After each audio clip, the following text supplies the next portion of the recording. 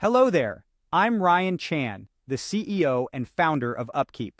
Today we're going to delve into the fascinating world of sensors and actuators, two key components that play a major role in industrial maintenance.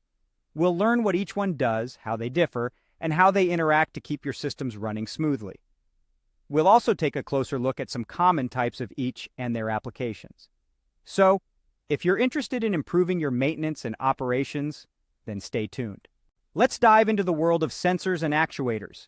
These two components are often found together in the same areas of equipment and systems within an industrial setting. While they often interact, they are two different components with distinct roles. They both play important roles in condition-based maintenance. So what is a sensor? A sensor is like the eyes and ears of a machine.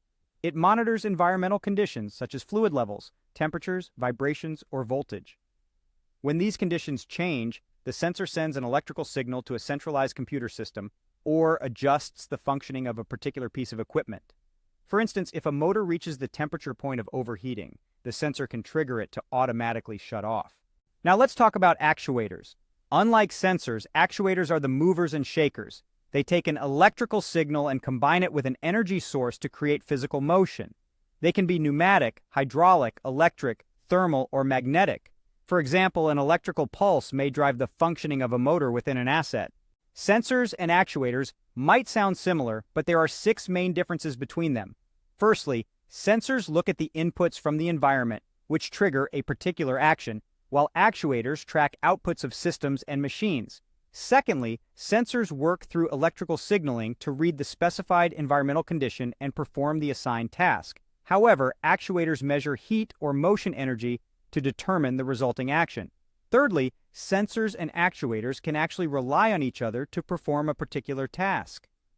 If both are present, an actuator relies on a sensor to do its job. If one or both are failing to work properly, the system will not be functional. Fourthly, a sensor tends to convert a physical attribute to an electrical signal. An actuator does the opposite. It changes an electrical signal to physical action.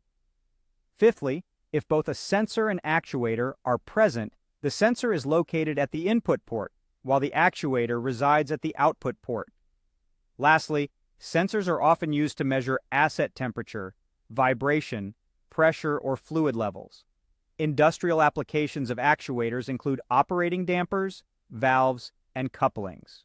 There are many uses for both actuators and sensors in the industrial arena. They both help critical assets work more effectively and efficiently, helping to reduce downtime and improve productivity. Let's look at 5 different types of actuators. Manual actuators require an employee to control gears, levers, or wheels.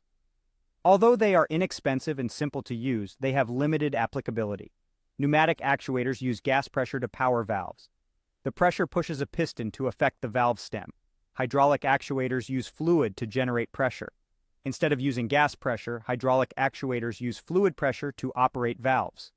Electric actuators employ an electric motor to operate a valve. Although these actuators are quiet and efficient, they require batteries or electricity, which may not always be available in particular locations. Spring actuators hold a spring back until a trigger occurs. Once a particular threshold is reached, the spring releases and operates the valve. These are typically used in one-time emergency applications. Now let's talk about 6 types of sensors. Temperature sensors are frequently used in the food service industry to prevent spoilage. When equipment falls out of range, an alert can be sent to a computerized maintenance management system, or CMMS. Vibration sensors help measure vibration levels on sensitive assets and are often used on rotating machinery. Security sensors can help protect both employees within a facility or track expensive tools and equipment. Pressure sensors can alter the performance of an asset when pressure is too high or low, or send an alert if pressure variations can indicate a potential failure. Humidity sensors are often used to control tiny amounts of moisture that can affect extremely sensitive electronics equipment. Gas sensors have multiple applications across many industries and can alert you when gas levels are too high or low. Actuators and sensors often work together in maintenance applications. For example, in a typical furnace, a gas shutoff valve connects to a thermocouple. When the pilot light is operating properly, the thermocouple creates a current that keeps the valve open.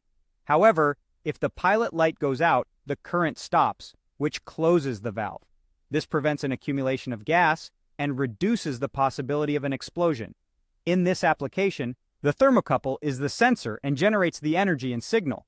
Both are sent to the shutoff valve, which is the actuator in this system. Many more complex systems may utilize multiple actuators and sensors to perform complicated tasks. However, the basic relationship is the same. The two work together. Either the sensor sends the signal and the actuator performs the action, or an actuator movement triggers a sensor to send an alert. In conclusion, although actuators and sensors often work together, they are very different components of an industrial maintenance system. One often directs the other, and they frequently work together to improve control of a wide variety of equipment and systems. And that wraps up our exploration of sensors and actuators. We've learned about their roles, differences, and how they interact in industrial settings. Remember, sensors are like the eyes and ears of a machine, while actuators are the movers and shakers. They both play crucial roles in maintaining and improving the efficiency of your operations. Thank you for watching.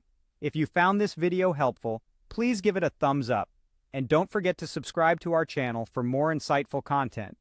To learn more about our tools and resources designed to help maintenance and reliability teams be more successful, visit us at upkeep.com.